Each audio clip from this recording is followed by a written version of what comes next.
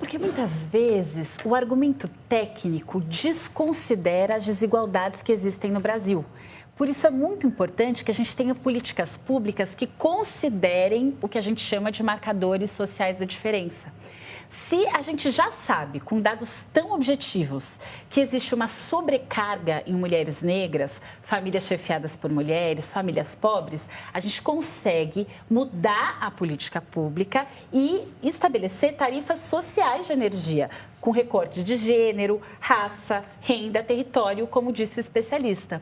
Porque economizar energia, além de não ser uma possibilidade, a tentativa de economizar acarretaria ainda mais gastos para essas mulheres, né? Trocar os equipamentos que elas já têm por equipamentos mais eficientes, mudar a fiação elétrica da casa. Então, quando a gente tem dado objetivo, a gente precisa de política pública que considere e faça as mudanças necessárias para exercer mais equidade. Nós agradecemos a presença da jornalista e doutora em Ciência da Informação, Bianca Santana, e do cientista político, Sérgio Fausto. Boa noite, Fausto. Muito obrigada. Boa noite, cara. Boa noite, Bianca. Até a próxima. Obrigada. Boa noite. Bianca. E nós nos despedimos ao som do Pagode de Péricles, que se apresentou hoje no Teen Desk Brasil, versão nacional do projeto conhecido mundialmente por receber artistas famosos em shows mais íntimos. Péricles foi a terceira atração aqui no Brasil e cantou grandes sucessos como Gamei, da época em que era vocalista do grupo Exalta Samba. Muito obrigada pela companhia, uma ótima noite a todos e até amanhã. Meu amor, meu prazer, minha paixão é deusa linda do amor, toma conta de mim, o destino traçou pra nunca mais ter fim. Te amo e não tem jeito, você é minha sina. Te amo, meu amor, menina. Te amo e não tem jeito, você me alucina. Te amar é bom demais, menina. O Festival Folclórico de Parintins acontece anualmente no estado do Amazonas. Teve início oficialmente no ano de 1965, mas a rivalidade entre as galeras é centenária. Repleta de simbolismos regionais, a festa tem duração de 3 noites. Inicia na última sexta-feira de junho, com as festividades de Santo Antônio e São Pedro. De maneira teatral, apresenta figuras típicas regionais.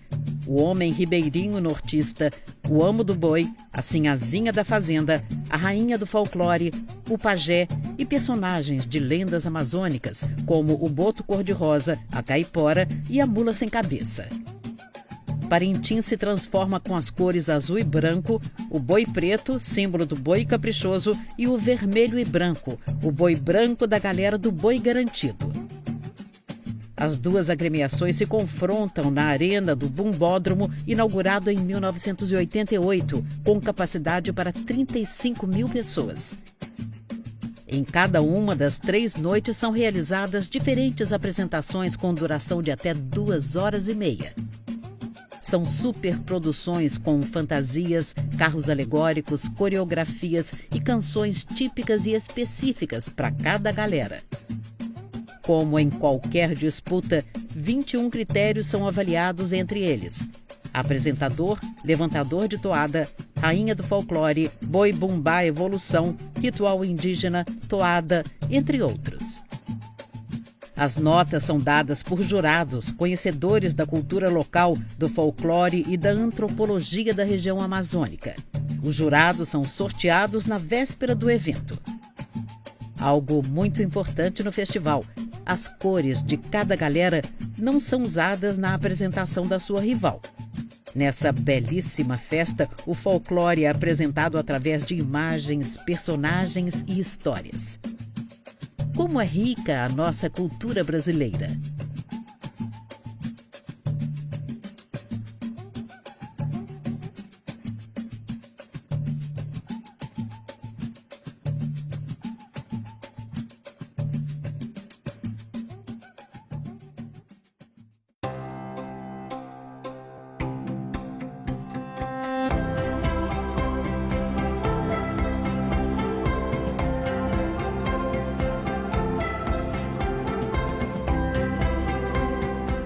Em uma metrópole cada vez mais frenética e moderna, encontrar pontos de refúgio é cada vez mais raro.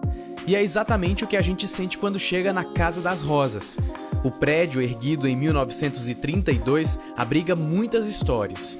Foi idealizado por Ramos de Azevedo e ainda guarda características peculiares da época em que foi construído. O nome Casa das Rosas é praticamente óbvio quando se chega ao jardim que foi projetado desde o início da construção. Espaço gostoso, que sempre rende ótimas fotos aos visitantes. Ele é um patrimônio, ele é reconhecido como patrimônio cultural da cidade, né, do estado e da cidade de São Paulo. Então é tombado em 2 instâncias e é um espaço cultural, é aberto ao público. Todos os meses, a Casa das Rosas recebe uma média de 37 mil visitas. Mas esse registro é feito somente com as pessoas que entram ali na casa. Quando a gente fala aqui do jardim, a gente completamente perde o controle de quantas pessoas passam por aqui todos os dias. Esse espaço tinha tudo para ser um sufoco em meio aos prédios que tanto cresceram aqui na Avenida Paulista. Mas a verdade é que esse espaço é um respiro para as pessoas que passam por aqui.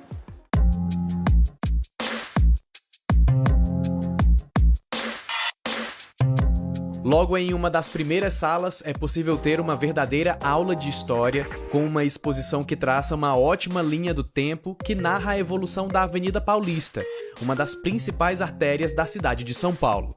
Uma boa forma de ser recebido na casa que antes abrigava a família de Ramos de Azevedo e hoje encanta visitantes e trabalha na formação do público. Cursos, oficinas, contação de história, tem espetáculos, sarau, além dos cursos de formação sobre literatura, que são mais longos, e as ações de ação educativa. Então, o nosso núcleo de ações educativas oferece também oficinas para público geral, para família, para criança, e formação para professores e guias turísticos. A Casa das Rosas fica aberta de terça a domingo. Você pode visitar o museu das 10 da manhã às 6 da tarde. Mas se quiser dar só uma passadinha pelo jardim, ele fica aberto das 7 da manhã às 10 da noite. E é muito legal estar aqui nesse espaço, entender o conceito de residência, de casa. Esta também é uma forma de manifestação artística, seja pela arquitetura ou mesmo pelas obras incorporadas. E isso permite o diálogo. A casa, ela permite, né, por ser tombada e por ter sido preservada, ela permite uma série de diálogos com o público geral e com públicos específicos também, e uma série de pesquisas e desenvolvimento de muitos assuntos. Então a gente pode olhar tanto para a casa arquitetonicamente, mas a gente pode pensar sobre formas de morar, formas de viver, formas de trabalhar, o jardim, então o cultivo. A gente está pensando muito agora sobre as rosas, então qual é o significado das rosas, tanto para a cidade quanto para as pessoas. E então é isso, a gente pode pensar sobre materiais construtivos, acho que a gente tem muito tempo para pensar em vários assuntos.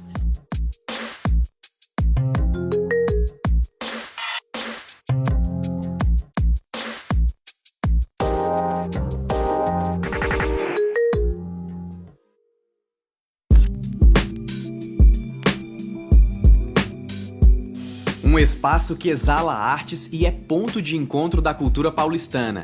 O Centro Cultural de São Paulo, ou Centro Cultural Vergueiro, como é popularmente conhecido, se consolidou como um dos principais equipamentos da cidade, onde as pessoas podem viver uma experiência vasta no campo das artes. São mais de 40 anos de história, se tornando morada de talentos. Quando o Mário Chamy concebe a ideia do Centro Cultural São Paulo, a ideia era ter no Brasil um centro cultural de multilinguagem artística, e a inspiração que ele tem, inclusive, é o Pompidou, na França, né? Então, ele já foi pensado para ser dessa maneira. Mas, para além disso, funcionava o IDARTE, que era um Instituto de Pesquisas Artísticas, que ele já era da Secretaria Municipal de Cultura, ele é anterior ao CCSP, mas que na fundação do CCSP ele vem para cá. E uma grande herança que esse IDARTE deixa para a instituição é a curadoria, né? Então, ele não é um equipamento que tem programadores artísticos, ele é um equipamento que tem curadores de arte.